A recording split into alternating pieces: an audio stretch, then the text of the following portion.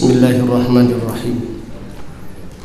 Assalamualaikum warahmatullahi wabarakatuh.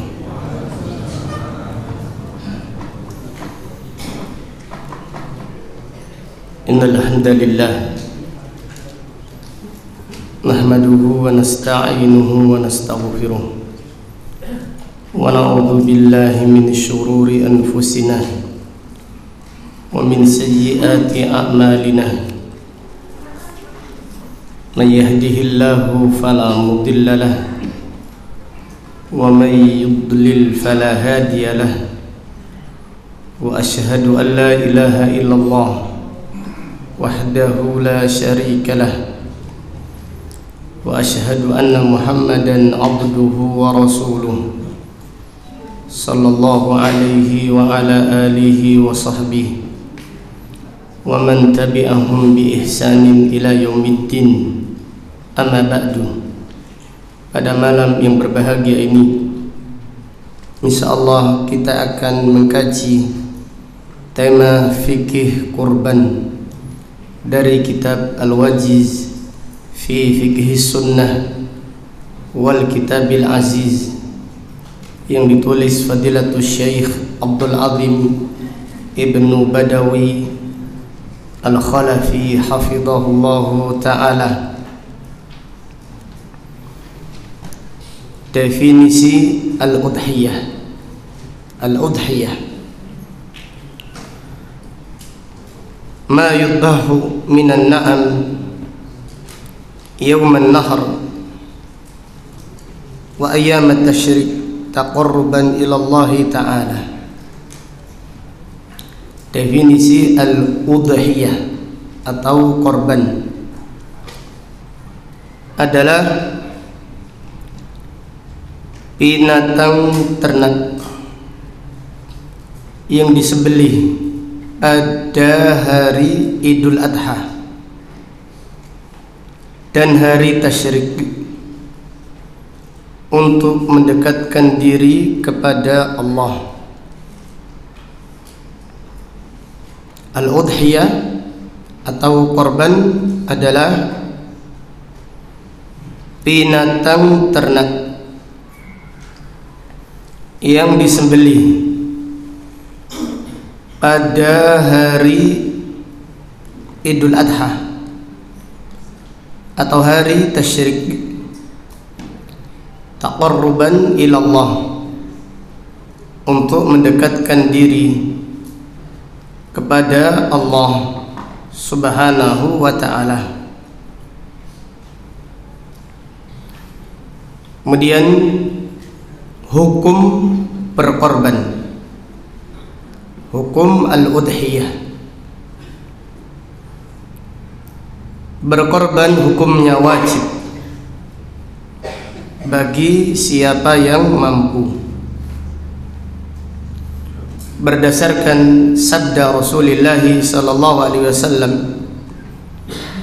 man kana lahu sa'atun wa lam yudhhi fala yaqrabanna musallana. Siapa yang diberi keluasan rezeki lalu dia tidak berkorban, janganlah dia mendekati tempat-tempat kami mengadakan sholat Idul Adha. Siapa yang diberi keluasan rezeki namun dia tidak berkorban, janganlah dia mendekati tempat-tempat kami mengadakan sholat Idul Adha. Sisi pendalilan, siapa yang diberi keluasan rezeki kemudian dia tidak berkorban, dia tidak berkorban berarti dia telah meninggalkan perkara yang wajib. Dan apabila dia tetap mendatangi tempat-tempat sholat Idul Adha, maka seakan-akan sholatnya tidak ada faedahnya.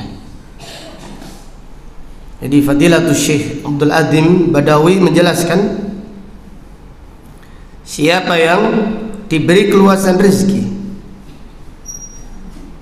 lalu tidak mau berkorban dan dia mendatangi tempat sholat, maka seakan-akan sholatnya tidak ada faedahnya di sisi Allah Subhanahu wa ta'ala.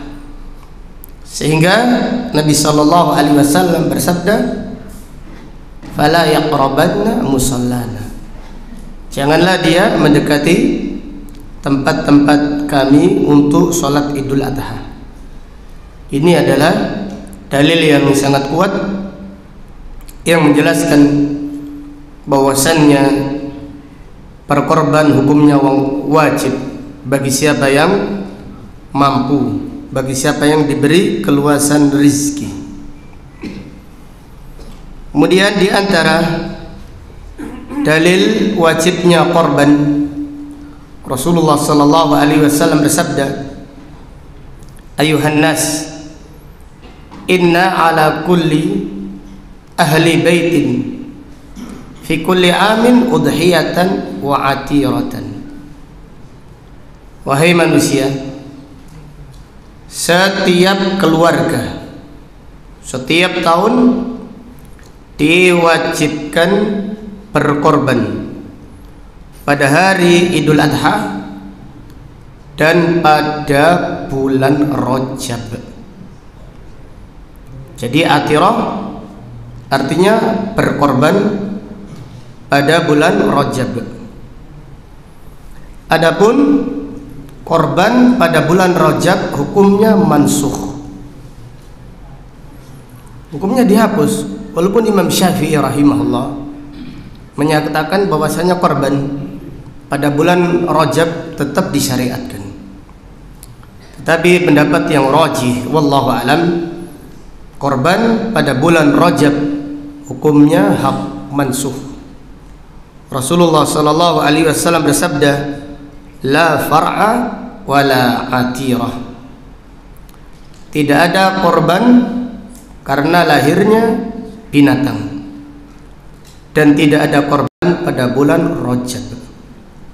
Dahulu orang-orang jahiliyah apabila memiliki onta, maka onta yang pertama kali lahir itu diakikoi. Ada akikoh onta atau akikoh sapi atau akikoh kambing, tapi anak pertama saja. Mereka menyembelih kambing kemudian dipersembahkan kepada berhala. Demikian pula pada bulan Rajab mereka menyembelih korban dipersembahkan kepada berhala. Kemudian ketika datang Islam, kaum muslimin tetap mengamalkannya, tetapi mereka menyembelih korban untuk Allah Subhanahu wa taala. Jadi kalau onta melahirkan pertama kali, mereka menyembelih kambing untuk Allah Subhanahu wa taala. Bulan Rajab mereka tetap menyembelih korban untuk Allah Subhanahu wa taala. Maka menurut Al-Imam Syafi'i, yang dihapus itu korban untuk berhala. Adapun korban untuk Allah Subhanahu wa taala tetap disyariatkan, namun tidak wajib. Ini menurut madhab Syafi'i, menurut pendapat Al-Imam Syafi'i rahimahullah. Tapi pendapat ini tidak diamalkan. Gak ada orang korban pada bulan apa? Rajab. Tidak ada orang yang mengakikoi kambing. Beli kambing, akikah untuk apa? Untuk kambing, tidak ada. Jadi pendapat yang rajih adalah pendapat yang menyatakan korban pada bulan Rajab sudah dihapus, tidak ada. Demikian pula korban atau akikah untuk binatang sudah tidak ada. Tetapi sisi pendalilan yang dibawakan oleh penulis, Rasulullah sallallahu alaihi wasallam bersabda, setiap tahun setiap keluarga wajib berkorban pada hari raya Idul Adha. Dihapusnya korban pada bulan Rajab tidak mengharuskan dihapusnya korban pada hari Idul Adha. Ini adalah dalilul wujub, dalil yang menyatakan wajibnya korban pada hari raya Idul Adha bagi siapa yang diberi keluasan rezeki. Kemudian pembahasan berikutnya, binatang yang dikorbankan. Wala takunu illa minal baqari wal ghanami wal ibili. Binatang yang dikorbankan harus berupa onta atau sapi atau kambing. Ini korban atau ini adalah binatang yang dikorbankan. Selain ini tidak sah. Jadi sekiranya ada orang berkorban dengan kuda yang harganya mahal, tidak sah. Jadi korban tidak sah kecuali dengan onta atau sapi atau kambing. Kerbau hukumnya hukum sapi. Al-jamus hukmuhu hukmul baqar. Kerbau hukumnya hukum sapi. Allah Ta'ala berfirman, wa likulli ummatin ja'alna mansakan liyadhkuru ismallahi ala ma razaqahum min bahimatil an'am. Bahimatul an'am itu onta atau sapi atau kambing. Dan ada usia-usia tertentu yang menjadikan korban tersebut sah. Ini ada pengumuman, ini lampu ceri masih menyala. Lampu ceri masih menyala. Iya tak? Hai Pak, alhamdulillah, masya Allah. Jazakallah khair. Sampean Pak Agus, sampean nduk burine aja nulis barang. Iya. Iya.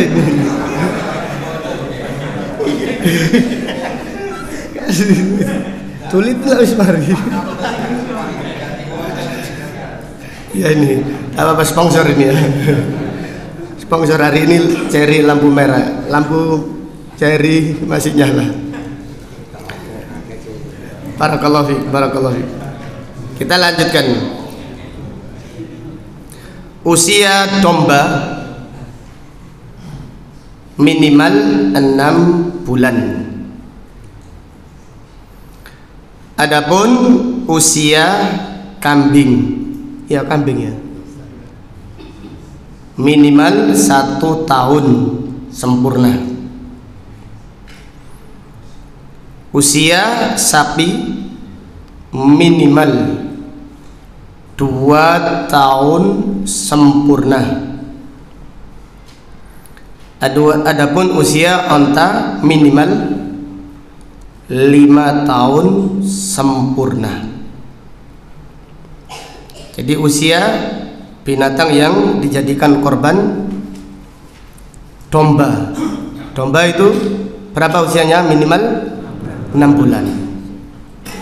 Atau disebut kibas ya. Kambing kibas. Iya. Adapun kambing biasa atau kambing Jawa, usia minimal 1 tahun. Sapi, ya, domba usia minimalnya 6 bulan. Sapi usia minimalnya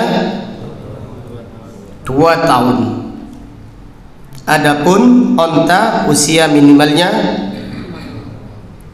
5 tahun sempurna. Kemudian pembahasan berikutnya, manakah yang lebih utama, berkorban onta atau kambing atau sapi? Yang perlu diketahui, Nabi Sallallahu Alaihi Wasallam pernah berkorban dengan semuanya. Ketika haji, beliau menyembelih 100 onta,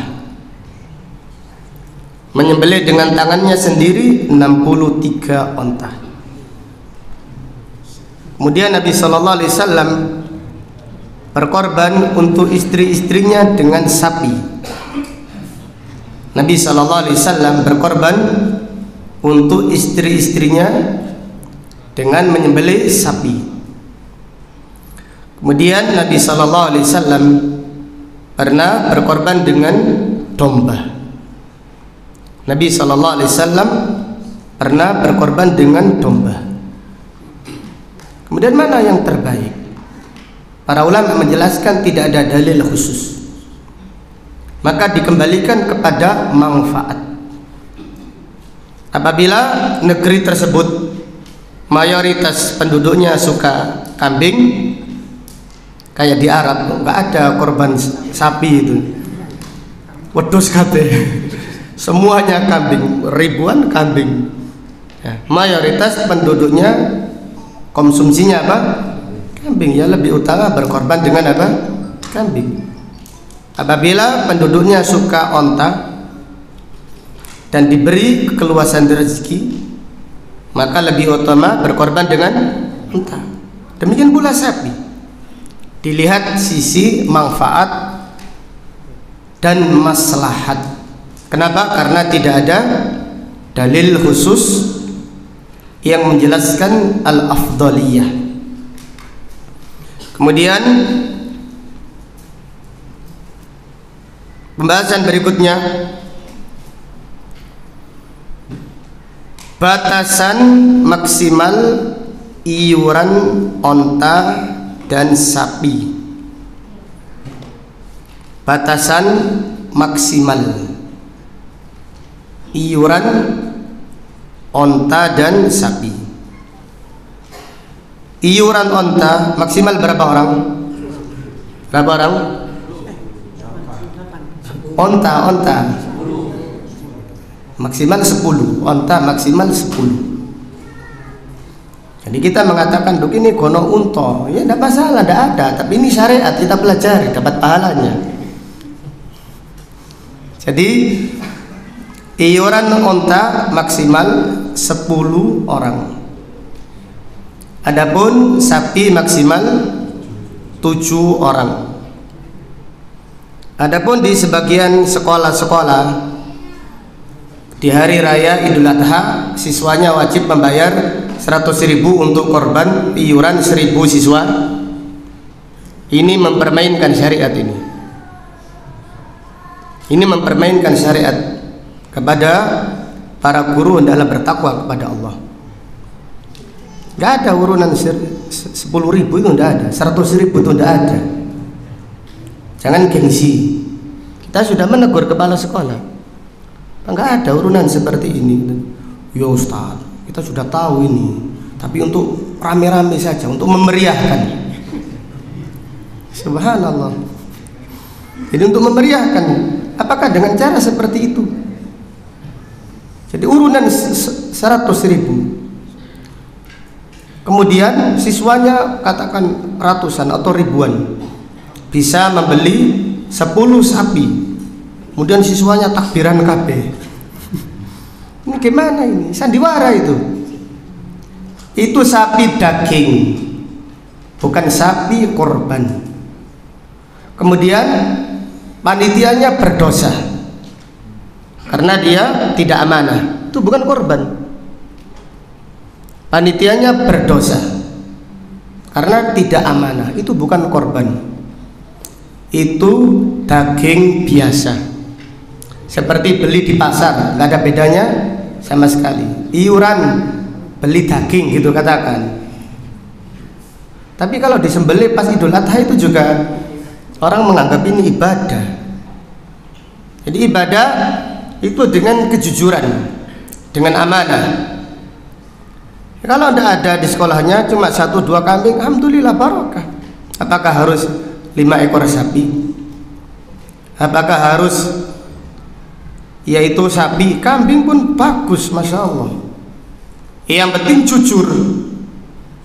Karena yang diterima oleh Allah itu yang jujur, yang ikhlas, yang jujur, yang sesuai dengan sunnah Rasulullah sallallahu alaihi wasallam. Demikian. Jadi iuran sapi dengan jumlah yang tidak terbatas, ratusan atau puluhan, itu bukan sapi korban, tetapi sapi apa? Sapi daging. Nilainya nilai daging saja, kemudian terhitung mempermainkan syariat Allah Subhanahu wa ta'ala. Itu sama-sama berarti dia mempermainkan syariat Allah dan juga sunnah Rasulullah sallallahu alaihi wasallam. Ini coba peraturan undang-undang negara dipermainkan, bagaimana? Wah, ini pencemaran apa? Tidak tahu kena pasal apa. Ini syariat Allah Subhanahu wa ta'ala dipermainkan. Bukan masalah rame-rameannya. Iya, gitu saja kok repot Ustaz.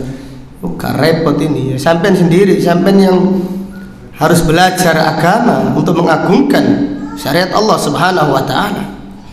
Allah Ta'ala berfirman, "Wa may yu'azzim sya'airallah fa innaha min taqwal qulub." Siapa yang mengagungkan syiar-syiar Allah, itu adalah tanda ketakwaan hati. Jabir ibnu Abdullah radhiyallahu anhuma berkata, "Kharajna ma'a Rasulillah sallallahu alaihi wasallam muhillina bil hajj, fa amarna Rasulullah sallallahu alaihi wasallam an nashtarika fil ibli wal baqari kullu sab'atin minna fi badanatin." Jabir berkata, kami keluar berangkat haji bersama Rasulullah sallallahu alaihi wasallam. Kita berdoa semoga kita, terutama semoga kita semuanya, baik yang sudah haji atau belum haji, dimudahkan oleh Allah untuk berangkat haji. Amin ya Allah. Wanter. Amin ya rabbal alamin.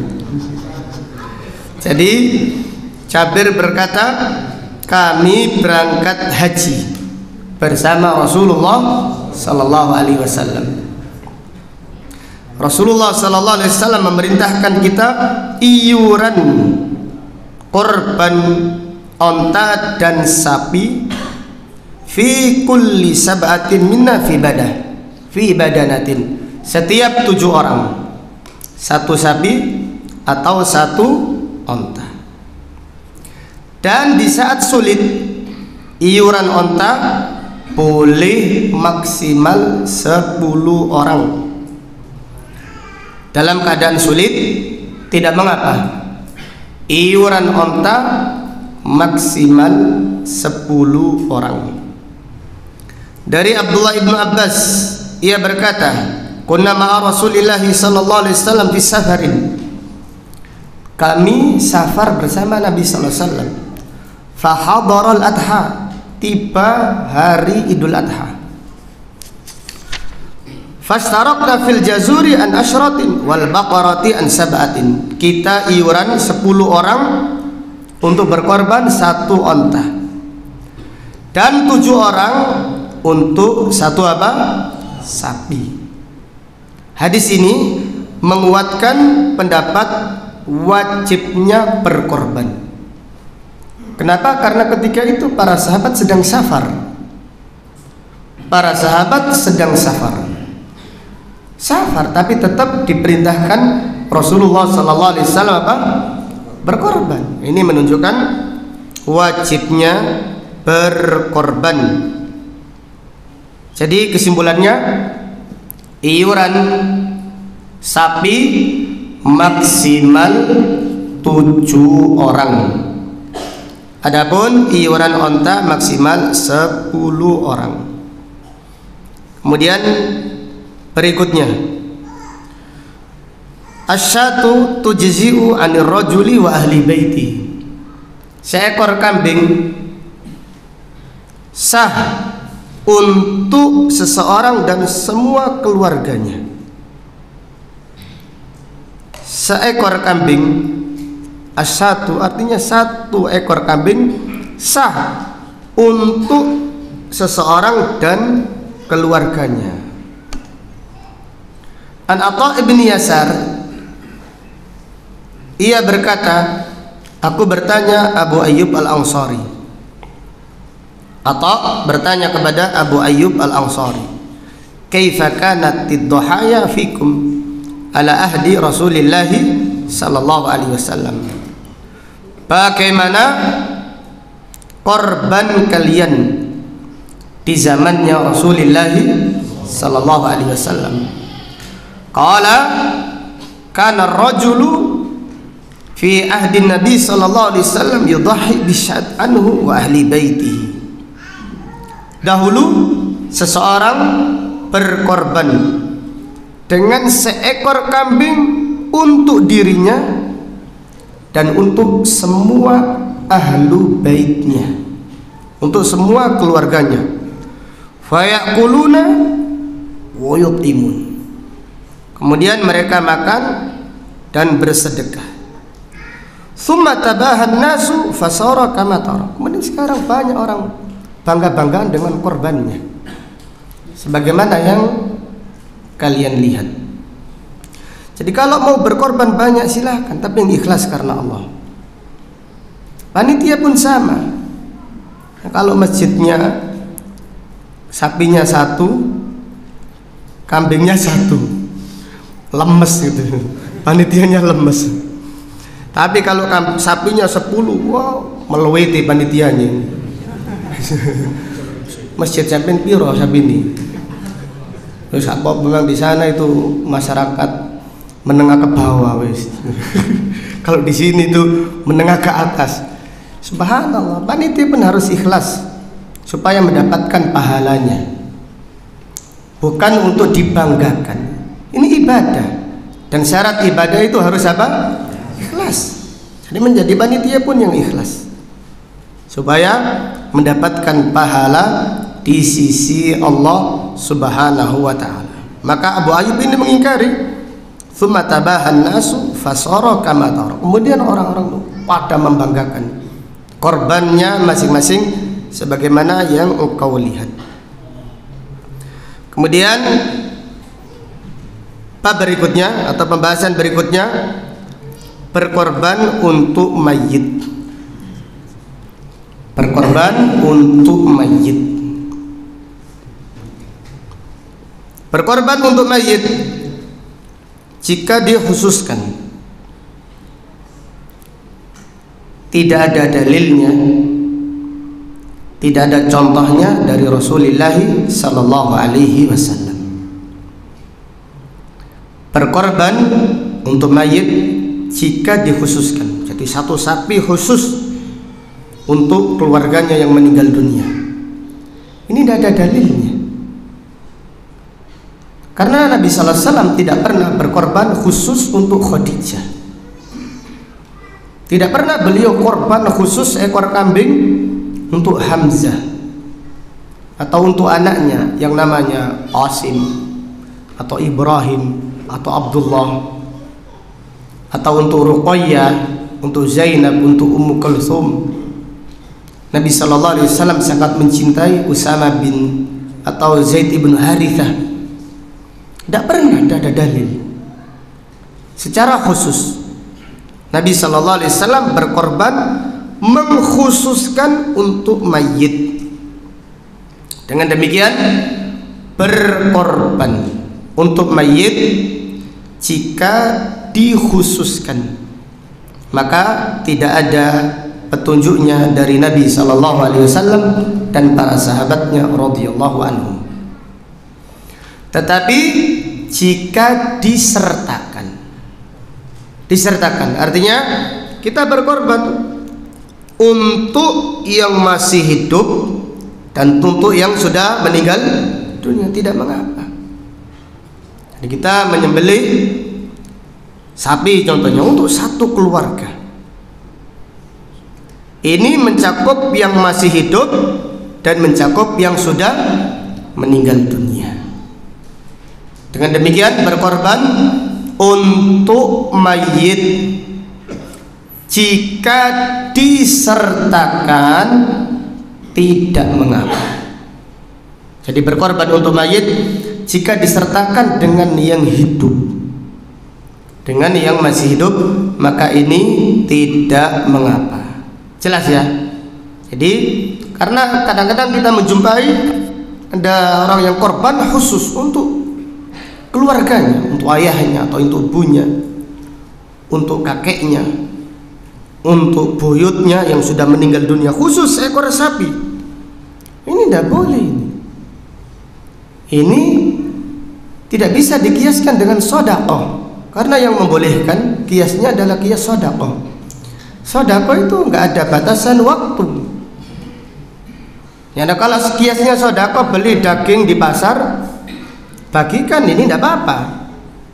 Ini sedekah. Tapi korban maksud utamanya adalah menyembelih itu tadi. Ini adalah syiar tauhid. Hari Idul Adha adalah hari yang paling menyedihkan bagi syaitan.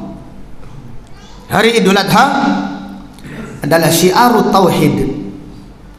Maka hari yang paling agung di sisi Allah adalah hari Idul Adha. Nabi SAW bersabda,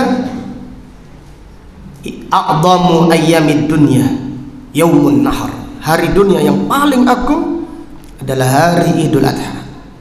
Jadi di saat seorang menyembelih untuk mentauhidkan Allah, bismillah, Allahu Akbar, ini adalah syiar tauhid. Nah, ini tidak bisa kita berkorban selain hari raya Idul Adha. Gak bisa kita korban sekarang. Disyariatkan pada hari Idul Adha dan ditambahkan hari apa? Hari Tasyrik. Jadi sedekah lain, udhiyah lain. Allah Ta'ala berfirman, "Qul inna salati wa nusuki wa mahyaya wa mamati lillahi rabbil alamin la syarika lahu wa bidzalika umirtu wa ana awwalul muslimin." Katakanlah, sesungguhnya salatku, korbanku ini, korban Idul Adha, hidupku dan matiku lillahi rabbil alamin la syarikalah, tidak ada sekutu baginya, dan untuk itu aku diperintahkan, dan aku adalah orang yang pertama-tama berserah diri kepada Allah Subhanahu wa ta'ala. Kemudian pembahasan berikutnya, ma la yajuzu an yudhha bih, binatang yang tidak boleh dikorbankan. Binatang yang tidak boleh dikorbankan. Artinya ciri-ciri binatang yang tidak boleh dikorbankan. Rasulullah sallallahu alaihi wasallam bersabda, "Arba'un la tujzi'u fil adahi." 4 ciri binatang yang tidak boleh dijadikan korban. Yang pertama, al-awra'u al-bayyinu awaruha. Al-awra' artinya yang cacat matanya. Al-awra' al-bayyinu awaruha, yang jelas cacatnya. Jadi binatang yang cacat tidak boleh dijadikan korban. Wal maridatu al bayyinu maraduha. Yang kedua, binatang yang sakit, yang jelas sakitnya. Yang ketiga, wal arja'ul bayyinu dalluha, binatang yang pincang, yang jelas pincangnya, tidak boleh dijadikan korban. Wal kasiratul lati la tungki, Ada dua makna wallahu alam.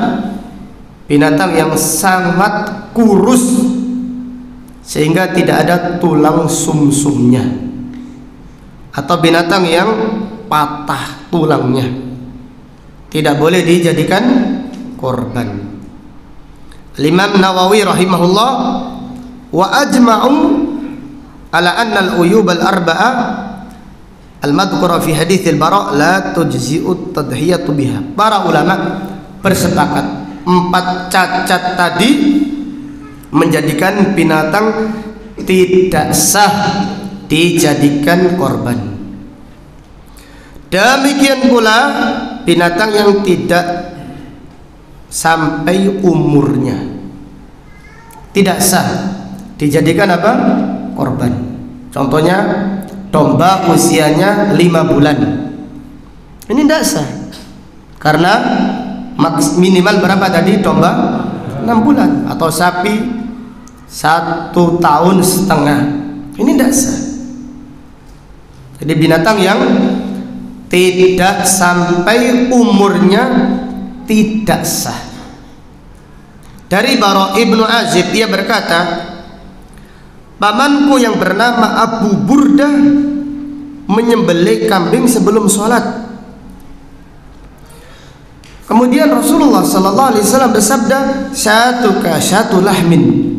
Kambingmu adalah kambing daging, bukan kambing korban. Faqala ya Rasulullah, inna indi dajinan jada'atan minal ma'zi. Ya Rasulullah, aku memiliki kambing kecil, tapi lebih aku sukai daripada 2 ekor kambing. Usianya belum sampai ya Rasulullah, tapi aku sangat menyukainya. Bahkan di dalam riwayat Bukhari disebutkan, lebih aku sukai daripada 2 ekor kambing. Qala idbaha wa la tasluhu li ghairika. Nabi sallallahu alaihi wasallam bersabda, sembelihlah dan tidak sah bagi selainmu. Jadi berkorban dengan binatang yang belum cukup umurnya tidak sah. Berkorban dengan binatang yang belum cukup umurnya, sebagaimana yang telah dijelaskan, tidak sah. Kemudian Nabi sallallahu alaihi wasallam bersabda, man dabaha qabla salati fa innama yadbahu li nafsi. Siapa yang menyembelih sebelum salat, maka dia menyembelih untuk dirinya sendiri. Wa man dabaha ba'da shalah faqad tamma nusukuhu wa asaba sunnatal muslimin.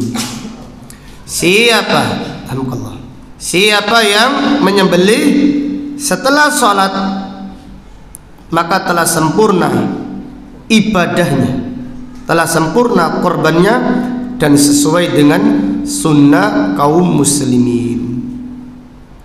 Kemudian pembahasan berikutnya, waktu menyembelih korban. Waktu menyembelih korban setelah sholat Idul Adha sampai hari tasyrik yang terakhir. Waktu menyembelih korban dari setelah, yani dari selesai sholat Idul Adha sampai hari tasyrik yang terakhir, berdasarkan hadis tadi. Dan juga Rasulullah sallallahu alaihi wasallam bersabda, kullu ayyami tasyrik dabhun. Hari tasyrik adalah hari yang dibolehkan menyembelih apa? Korban. Hanya saja pahalanya lebih afdal disembelih pada hari raya Idul Adha. Ini kepada, ya ini subhanallah, kepada teman-teman yang kadang-kadang korbannya disembelih pada hari apa? Tasyrik. Ini contohnya terjadi khilaf masalah sholat Idul Adha dan antara di Indonesia dan di Arab Saudi. Sebagian ada yang sholat Idul Adhanya hari Rabu, kemudian menyembelihnya hari Kamis. Kenapa ragu-ragu? Dan ini khilaf muktabar. Ini khilaf yang muktabar. Karena para ulama juga berselisih pendapat. Syekh Albani menyatakan bahwasannya lebih utama mengikuti Saudi. Ini pendapat yang dipegang Syekh Albani dan murid-muridnya. Syekh bin Baz, Syekh Utsaimin mengatakan ikut pemerintah. Jadi seperti itu. Jadi yang mereka yang ikut Saudi, ya sudah sembelihlah, sholatnya disegerakan, korbannya melok pemerintah. Ya, ini kurang kuat di dalam berpendapat. Jadi harus kita yakini menyembelih korban Idul Adha itu lebih besar pahalanya. Bahkan Ustadz kita sendiri saja berselisih pendapat.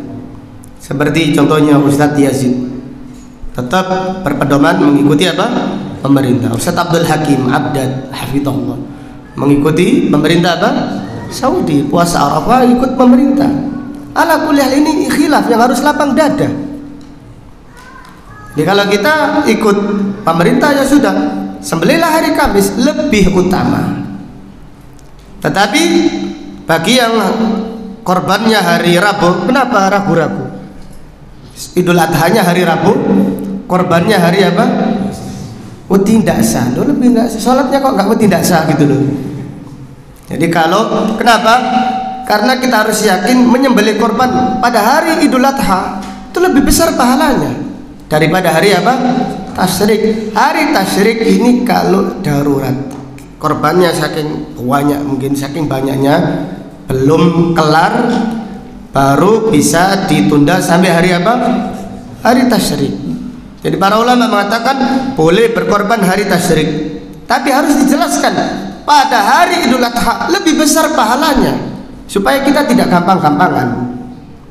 Otomatis kalau kita tahu lebih besar pahalanya pada hari raya Idul Adha, kita akan berusaha semaksimal mungkin menyelesaikan korban pada hari raya Idul Adha. Wallahu a'lam. Insyaallah akan kita lanjutkan setelah adzan. Barakallahu fikum.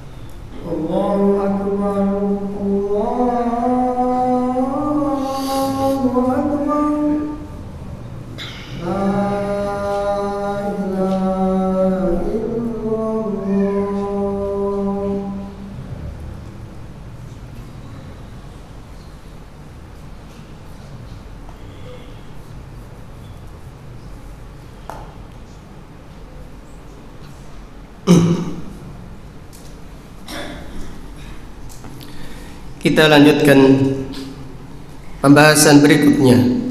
Siapa yang berkorban dilarang memotong rambutnya dan kukunya apabila memasuki bulan Dzulhijjah.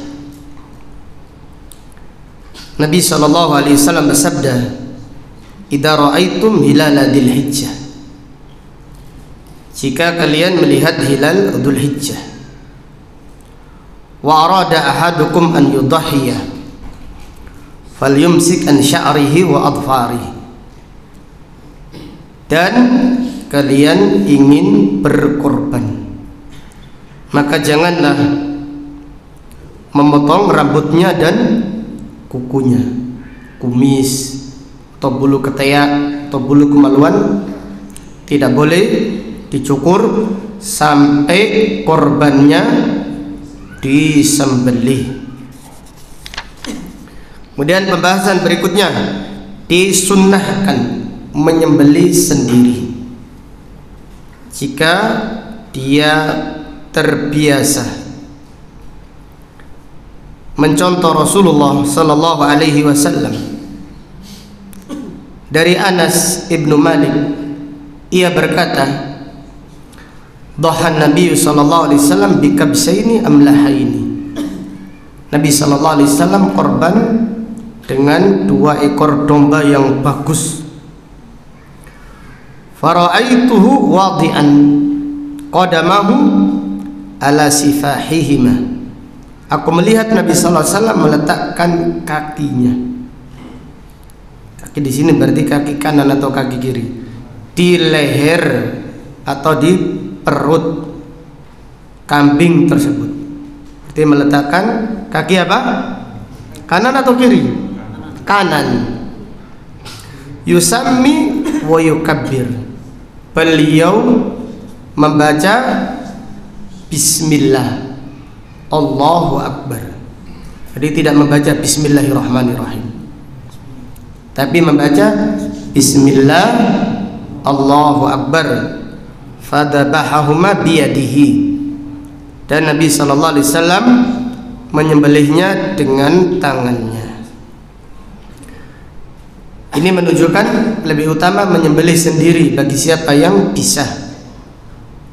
Tetapi siapa yang tidak bisa menyembelih, boleh menyewa jagal untuk menyembelih dan memberi upah dari uangnya, tidak dari dagingnya atau kulitnya atau kepalanya atau yang lain. Jadi kepala korban tersebut tidak boleh diberikan kepada jagal. An Aliyin qala amarani Rasulullah sallallahu alaihi wasallam an aquma ala budni. Ali bin Abi Thalib berkata, Nabi sallallahu alaihi wasallam memerintahkan aku untuk merawat korbannya. Wa an atasaddaqa bilahmiha wa juludiha wa ajillatiha. Aku bersedekah dengan dagingnya, kulitnya, dan kain sebagai penutupnya. Wa la u'tiyal jazzara minha, dan aku tidak memberi jagal dari apapun yang telah disembelih, baik kepalanya atau kulitnya atau jeruannya. Wa qala nahnu nu'tihi min indina. Ali bin Abi Thalib berkata, kami memberi jagal dari harta kita. Kemudian panitia ini ngambil hukum jagal atau mengambil hukum apa? Wakil. Panitia mengambil hukum apa? Kalau mengambil hukum jagal, panitia oleh mendapat apa? Daging. Cok ngambil daging, buntut royoan. Jadi panitia mengambil hukum wakil. Kenapa? Seperti Ali bin Abi Thalib. Ali bin Abi Thalib ini wakil. Ali mengambil, Ali bersedekah juga. Panitia mengambil hukum wakil. Dan al-muslimuna ala syurutihim. kaum muslimin itu sesuai dengan kesepakatannya. Jadi panitia itu mengambil hukum wakil, cakal itu sendiri sesuai dengan urf. Cakal ya minta bayaran. Kalau panitia ikhlas tetapi ngambil sebagian sesuai dengan apa? Kesepakatan. Wallahu a'lam. Wa yustahabbu an ya'kula min udhiyatihi wa yuhdil ahla wal jirana wal asdiqa wa yatasaddaqu 'alal fuqara. Disunahkan makan daging korbannya dan memberi hadiah keluarganya, tetangganya, teman-temannya, dan bersedekah kepada orang fakir. Allah Ta'ala berfirman, kulu minha wa at'imul ba'isal faqir. Makanlah dari sebagian daging korban dan bersedekahlah kepada orang-orang yang susah dan kepada orang-orang fakir. Qala sallallahu alaihi wasallam, kulu waddakhiru wa tasaddaqu. Makanlah dan simpanlah serta bersedekahlah. Wallahu ta'ala a'lam. Kemudian kita masih berada di hari-hari yang terbaik.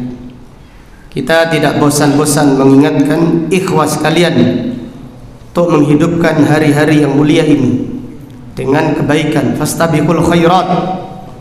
Berlomba-lombalah di dalam mengerjakan apa? Kebaikan, amal soleh.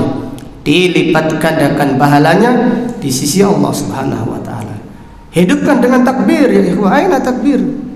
Mana takbir? Hah? Apa? Binatang betina tidak apa-apa. Betina tidak apa-apa. Hanya saja yang jantan lebih banyak apa? Pahalanya. Korban dengan betina tidak mengapa. Hanya saja yang jantan lebih banyak pahalanya. Kembali kepada tadi, takbir ya ikhwana, mana? Hidupkan dengan takbir. Kenapa kita malu? Kenapa kita malu? Aja anak-anak kita takbir. Keluar dari masjid takbir, Allahu Akbar, Allahu Akbar. La ilaha illallah, wallahu akbar. Allahu akbar walillahil hamd. Kemudian puasalah, terutama puasa pada hari apa? Arafah. Puasalah setiap hari kalau bisa. Kalau tidak bisa, puasalah Senin, Kamis. Dan puasalah pada hari Arafah karena pahalanya sangat agung. Khatamkan Al-Quran ya ikhwah. Bagi siapa yang sudah memulai, khatamkan Al-Quran. Harus beda hari ini dengan hari yang lainnya. Khatamkan Al-Quran. Kemudian tinggalkan hal-hal yang tidak bermanfaat. Tinggalkan perkara-perkara yang tidak bermanfaat, supaya waktu kita ini banyak. Apabila kita berdoa minta keberkahan waktu, Allah memberi. Permasalahannya kita meminta atau tidak. Kemudian berdoalah minta haji. Subhanallah, tadi malam saya memberi motivasi jamaah untuk berdoa minta haji. Ada orang tua nangis. Dia berkata, benar, cara mas sampean benar. Doa minta haji itu tidak harus kaya dulu. Jadi saya ini tidak tahu, saya kata dia cerita. Saya tidak tahu Ustaz. Berdoa minta haji, padahal saya ini tahu saya ini miskin. Dia berdoa, ya Allah saya minta haji berangkat istri saya, tapi saya tidak punya uang ya Allah. Berdoa seperti itu terus setiap hari sampai 10 tahun. Tiba-tiba ada orang yang datang memberangkatkan haji dengan dia dan istrinya.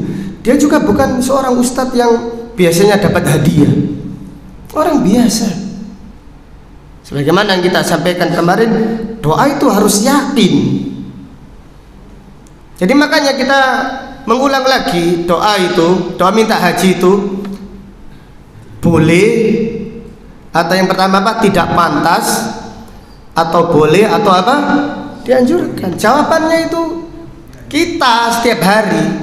Kalau kita tanya, sampean sudah doa minta haji? Belum Ustaz. Ya berarti sampean menganggap doa minta haji itu tidak pantas. Iya Ustaz, potongan saya sih kayak gini. Masa doa itu ngenteni potongan di sini? Iya, subhanallah. Iya. Dan doa itu harus yakin. Sebagaimana yang kita contohkan berulang-ulang, tidak apa-apa. Nabi siapa ya? Zakaria doa minta anak itu ketika usianya 20 tahun sampai 90 tahun. Doanya yang usia 20 sampai yang 90 itu masih sama. Artinya yakin. Para ulama salaf kalau mau sholat istisqa, gentengnya dibenarkan dulu, paritnya digali. Orang-orang mengatakan, "Duh sampean kula apa becino genteng kono udan." Kita besok sholat istisqa. Subhanallah. Sampai tidak pernah doa minta haji? Tidak pernah doa minta haji. Doa minta setiap hari ya akhi. Allah yang memberi. Apakah kita ragu-ragu dengan kekuasaan Allah? Tidak ada yang mustahil. Mustahil itu sampai sendiri yang mengatakan mustahil. Wis tuwa Ustaz. Dah sampai berarti gak pantas juga mengatakan. Wis tu ada Allah tidak mengatakan wahai hambaku seperti malam terakhir. Allah berfirman bagaimana? Man yad'uni fa astajiba lahu. Siapa yang berdoa tak kabulkan. Siapa yang meminta tak beri. Siapa yang beristighfar tak ampuni. Ya Allah saya minta haji. Dengan yakin, bayangkan kita pakai pakaian ihram. Bayangkan kita beli tiket. Bayangkan ngurus paspor tidak apa-apa. Ya Allah saya minta haji. Ngurus paspor di mana ya Allah, mudahkan saya ngurus paspornya gitu. Iya subhanallah. Kita itu harus yakin. Jadi kalau kita doa sudah katakan 1 tahun, 10 tahun, tetap yakin. Jangan mengatakan ya Allah saya sudah doa kok belum berangkat. Nah ini menggagalkan doa. Ini yang menggagalkan apa? Doa seseorang. Jadi doa setiap hari, apalagi setiap sholat 5 waktu, ditambahi sepertiga malam terakhir. Masya Allah, Allah yang menyampaikan. Allah yang menyampaikan ya ikhwan. Jangan ragu-ragu, jangan bimbang. Doa kemudian awak mulai dengan menabung. Mulai dengan menabung, punya rumah di perumahan, belum haji, subhanallah. Bagaimana ini? Punya mobil, belum apa? Haji, subhanallah. Rukun Islamnya. Masalahnya itu kalau dia tidak mampu, tidak masalah. Tapi dia yang lain usaha. Orang yang cicilannya belum lunas itu loh. Gimana doanya? Ya Allah cicilanku ya Allah. Siang tidak tenang, malam tidak bisa apa? Tidur. Lunas. Kenapa? Karena setiap hari apa? Berdoa. Haji mengatakan doa gak pantas. Subhanallah. Doa yang sangat afdol itu. Yakin Allah memberi. Sampai kapan doanya? Ya sampai berangkat atau sampai meninggal dunia. Jadi doa minta haji sampai kapan? Sampai berangkat atau sampai apa? Meninggal dunia, dapat pahala haji sempurna. Allahu Akbar. Jadi berdoa kita tinggal keyakinan. Nabi SAW bersabda, "Ud'ullaha wa antum muqinuna bil ijabah." Berdoalah kepada Allah dengan yakin diijabahi. Jangan berdoa ya Allah saya minta haji. Gak apa-apa ya Allah. Tidak apa-apa saya sudah minta haji nih. Wis pantes ta ya Allah. Ngapunten ya Allah kula niki sungkan nang jenengan ya Allah. Saya ini belum pantas sebenarnya. Banyak dosa saya, apalagi ekonomi saya masih pas-pasan. Subhanallah, tukang pijit yang nabung 10.000 setiap hari berangkat, berarti dia itu setiap masukkan tabungan itu doanya sangat yakin. Sampai usianya sangat tua berangkat. Allah mampu mewafatkan orang tersebut sebelum dia berangkat. Tapi karena keyakinannya, Allah mengabulkan cita-citanya. Jadi masalahnya, sudahkah kita bercita-cita? Sudahkah kita berdoa? Sudahkah kita berikhtiar? Kalau sudah, yakinlah Allah yang menyampaikan. Yakin. Karena Nabi SAW memerintahkan kita kalau berdoa harus apa? Harus yakin. Wallahu ta'ala a'lam. Allahumma qsim lana min khasyiatika ma tahulu bihi bainana wa baina ma'asi wa min ta'atika ma tuballighuna bihi jannatak wa min al-yaqini ma tuhawwinu bihi alaina masa'ibad dunya.